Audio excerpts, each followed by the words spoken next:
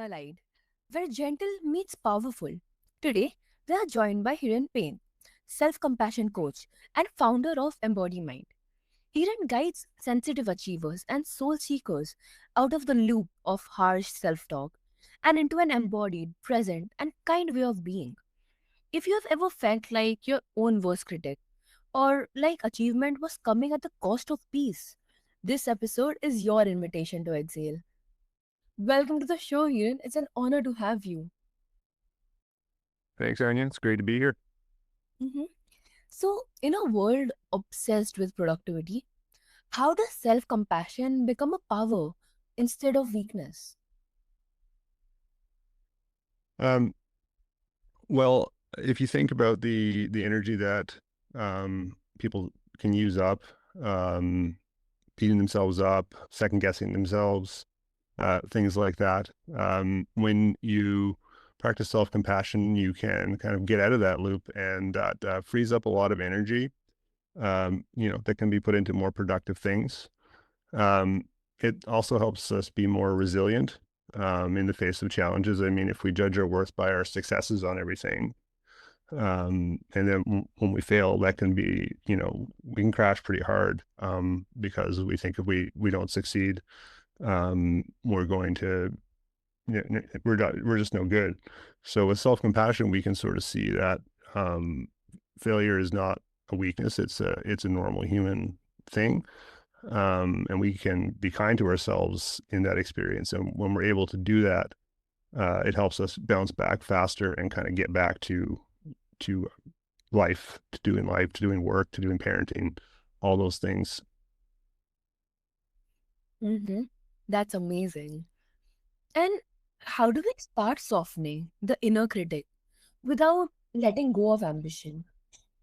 Well, I mean, it really starts with really becoming aware of when it shows up in our life, because we can often go around not really noticing that we're being hard on ourselves. Or if we do notice that we're not really sure why or how exactly. And so it starts with really kind of getting to know this inner critic and how it shows up, when it shows up, how it impacts us, and kind of, it's like starting a relationship with anybody. You kind of get to know them, and what are they like, and then you can sort of become once you become aware of that, you can start to figure out, okay, where did this come from? Why is it here, and how is it really impacting my life, and what would my life look like if if that voice were to soften or fade into the background. That reframe is everything. Kindness Mm-hmm. isn't a retreat, it's a return to strength. Mm-hmm. Yeah, it really is. It's the like, for example, in my own life, I mean, I dealt with a really harsh inner critic for a long time. I worked in high performance environments where a lot is expected. To some extent, failure is okay, but there isn't a lot of room for that. And so when I kind of discovered mindfulness kind of came first, um, and uh, and that's really what it starts with, is really becoming aware of what's going on in the present moment, learning to not push it away, to not cling on to it too tight, but to really just kind of be able to see it and not react to it in a particular way. And some of those experiences are, like self-criticism, self-judgment, are difficult. And sometimes they won't go away, and they're hard to be with. And so in that instance, that's where we can start practicing self-compassion and say, you know what, this is really hard right now. And I'm just going to offer myself some kindness in this difficult experience. So in a work context, that's like, oh, I made this mistake and I look bad, and it's my worth is dependent on looking good, and so I can stop and say, like, making mistakes is actually like a really human thing. Everybody makes mistakes. Like, this mistake doesn't define me. That's sort of stage one, right? Like this is really, it's really hard to make mistakes. So I'm just going to go easy on myself right now. And so that helps me, bounce back from some of those experiences much more quickly. Um, and yeah, and the work also entails getting in touch with like I said earlier, the origins of that voice, and where did that voice come from? It didn't come from nowhere. It usually comes from childhood, when we hear, we're criticized by people, who are authority figures, and that gets internalized. And so the next stage of the work is really looking at that, and kind of getting to the roots of the critic. Mm-hmm. 100%. And mindfulness is often misunderstood. What does embodied mindfulness look like in real life, not just on a meditation cushion? Mm-hmm. Yeah, that's a good question. Thank you. Um, well, I mean, mindfulness is, at its core, really just learning to see things as they are without getting carried away by them, basically. So it's being present for whatever is happening in your life in the moment without, um, reacting to it, and um, and setting an intention to treat whatever is happening with kindness. So, in my life, it shows up as, when I'm walking, I'm just walking. When I'm, writing, I'm just writing. It's really being present for whatever is happening in the moment.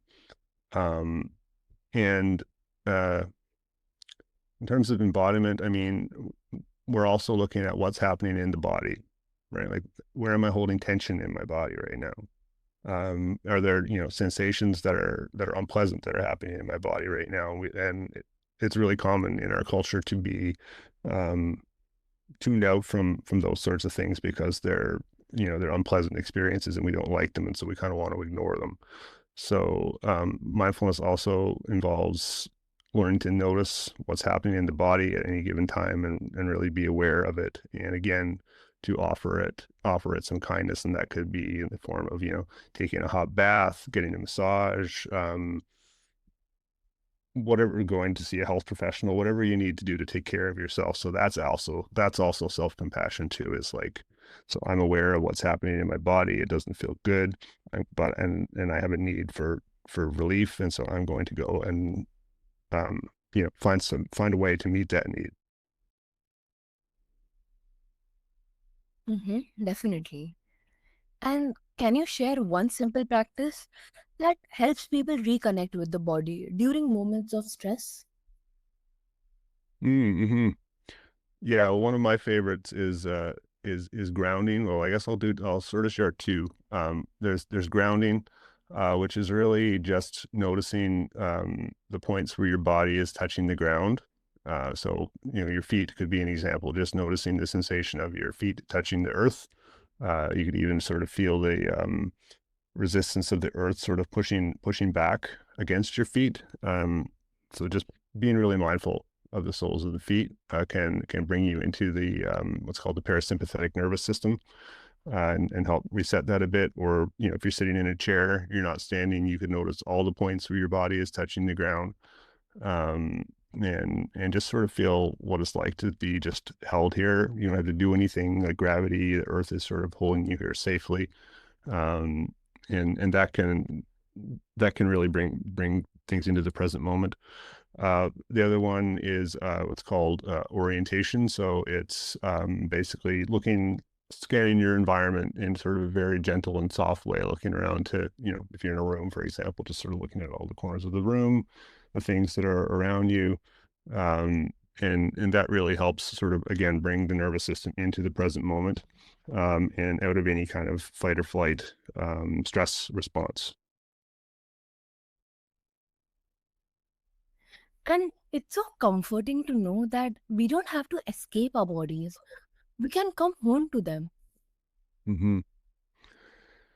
Yeah, the body can be a scary place for a lot of us. I mean, society kind of sends us a lot of unhealthy messages about the body. It's kind of and it also said like it sends us kind of unhealthy messages about the body and other messages that tell us we need to basically prioritize our heads and our cognitive abilities. And so my experience working with people is that it can be really hard to enter into the body. So that's been hard for me too. My relationship with my body has, over the years has not been great, and it's been a lot of work to be able to kind of go in and stay in there. And it really kind of needs to be, I think, for a lot of people, a very gentle, slow process of, starts with noticing positive, neutral, and negative sensations, for example, is one place to start. And then you kind of go from there to notice, where am I holding tension in my body? What are the unpleasant sensations that are present? Or what are the pleasant sensations that are present? Because when we disconnect from the body, we don't just disconnect from the unpleasant sensations. We disconnect from the pleasant, from the joy, from the pleasant sensations of life often. And so coming home into the body means learning to be with the difficult stuff and also to get to more deeply experience the pleasant in life. Mm-hmm. Right. And what role does shame play in blocking self kindness? And how can we start to gently unravel that pattern? Hmm. Yeah, shame is a favorite topic. Shame is shame gets kind of a bad rap because it's such a difficult emotion to be with. But shame is really kind of like an adaptive, what I would call an adaptive emotion, and it evolved to protect us, basically, to keep us safe. When we lived, in small groups of hunter gatherers, our survival depended a lot on our relationships, and if we got kicked out of the tribe, it literally could mean that we died. Uh, and so shame evolved to basically help make us aware that we're we're getting disconnected somehow from our community, from our relations, and so that we would take action to fix that and avoid getting rejected from the group. And so when shame comes up, it can feel it's usually really strong and and fast. There's no subtlety to shame.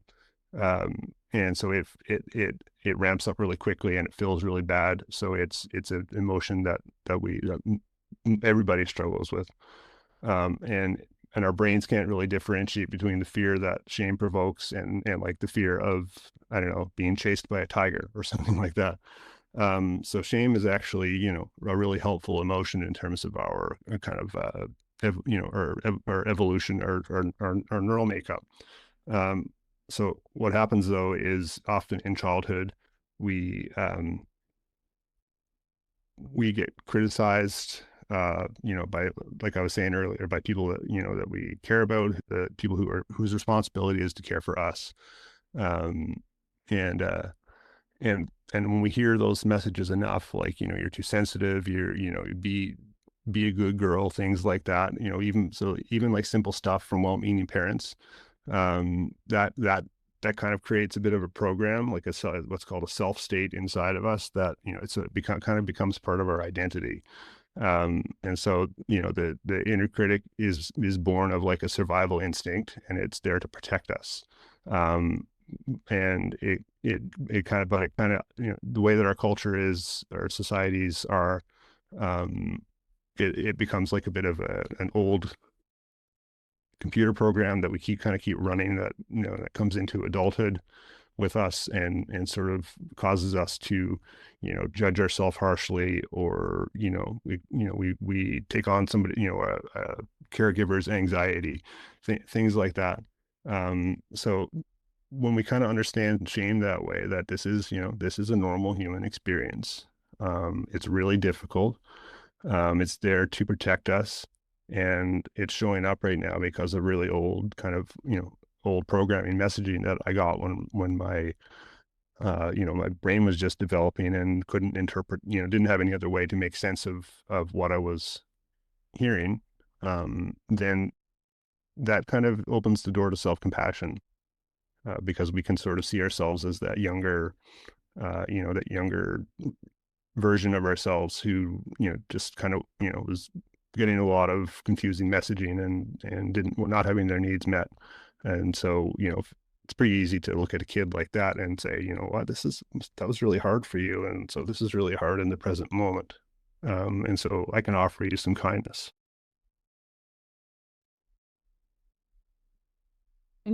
Definitely.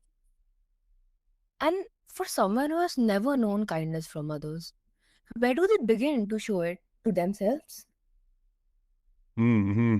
Yeah, well, I think that's the place sort of, that's a good transition from what we were just talking about, because it starts with getting in touch with that younger self who didn't get that kindness. And then it's a learning process of learn, if you don't have other, particularly if you don't have other places in your life to get it, of learning to offer it to yourself. So, it's identifying, it's practicing mindfulness to know, okay, what's going on inside me right now, and to be able to be with that for long enough to, to take a look at it and say, okay, this is what's going on. I'm feeling a lot of fear right now, and to identify, okay, so, what is this? Where is this fear coming from, and what does it need right now? And the fear is usually, unless it's like like in some sort of emergency situation in the present moment, it's often, some kind of anxiety tied into some sort of old pattern, that was programmed when we were younger. And so we can get in touch with that younger part and kind of say, hey, you can see that you're really scared right now, and that's a hard thing, and I'm going to take care of you. I got you here right now. And so when we can do that, that's sort of how we build the compassion muscle, and kind of become our own parent to some extent. Um, yeah, and I think touch is a really important part of learning to, offer that compassion. So for example, when I'm noticing, like I have some tightness in my gut or something like that, because, I'm feeling angry, I'm feeling some fear about something. I'll often put a hand on that place, and the human body doesn't really differentiate, you know, self-touch from touch from other. So, putting a hand on the part of the body where there's discomfort can help ease it. I'll often give myself a hug, things like that, right? So we can learn to uh, offer ourselves the things that we didn't get, and maybe we don't have in our life at present. Yeah, and that's where true healing begins, meeting ourselves where no one ever did. Hmm. Yeah, it's an unfortunate kind of condition of our society that, children, and young people often don't get those kinds of needs met. And um and it's and so it can be a lot of work, and hard work. I know it has been for me, doing that work.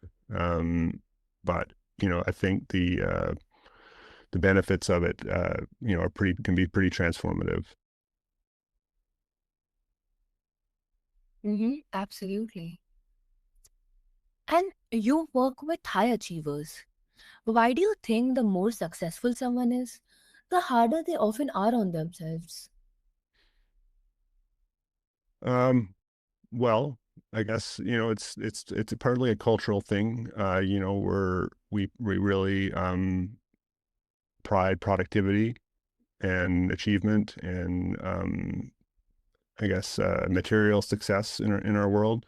And the easiest way to, I mean, I guess the most common way, and what might seem like the easiest way to do that, is to push yourself really hard, to be relentless, to never back down from the challenge, to work long hours, try to keep on the keep on that career ladder. And so you know, a lot of self needs, well, get kind of brushed under the rug. We ignore, we ignore our bodies. We, um, let's say, for example, it's pretty common to like put the work comes first. Family is important, but the work comes first. Um, and recreation and things like that. And so we focus on our careers and achievement, and um, that is hard in a lot of ways, right? It involves sort of pushing through things, and it's a fast way to grow, and it's proven effective for a lot of people, but a lot of people burn out. Their marriages fall apart, things like that. And so and I think it's because there's a lot of unrecognized and unmet needs, that kind of get go to the wayside in that process. So bringing self-compassion in kind of involves sort of looking at some of those needs, and what the body needs, and what the mind needs, and things like that, and taking them more into account. And in my experience, it's a much healthier way to grow.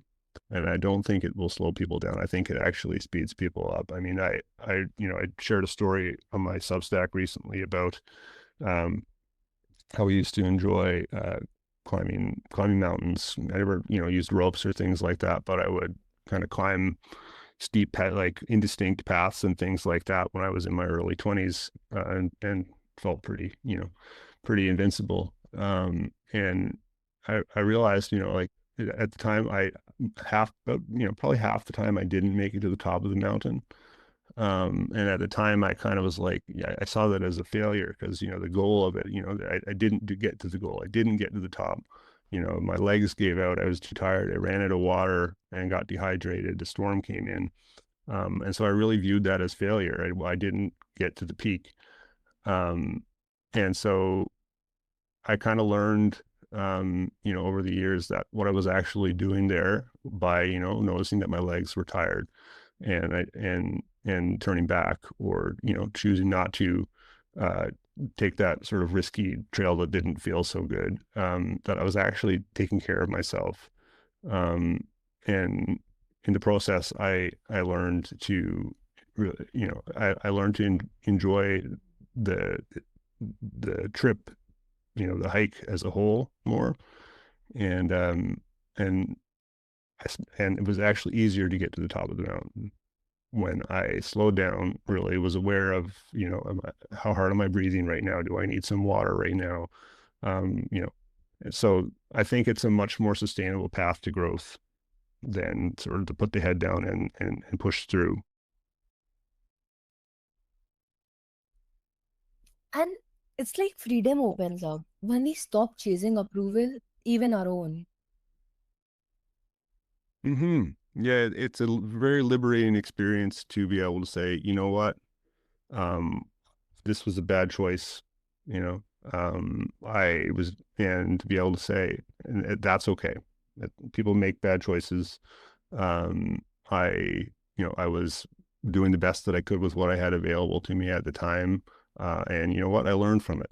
And now I can move forward with greater knowledge. I mean, it's a bit of um, a platitude, I guess, but failure, it is another word, just another word for learning opportunity. And so we can take those things and grow, and to have the, I guess my reason for focusing on self-compassion is because I believe that it has the power to change the world. And so if more people had the embodied sense of what it's like to say, this is really hard right now, um, but it's okay. I can, I've got this, right? I'm doing the best that I can. And I'm going to learn from this, and to really know what that feels like in the body. It becomes much easier to offer that to other people. And when we can learn, when we learn true self-compassion, we can then offer that to other people. And in doing that, we create a more compassionate, and I believe a more peaceful world. Um, so I think it offers the potential for both, individual and collective freedom. Definitely. So Huron Payne just reminded us that our inner voice can become our sanctuary, not a battlefield.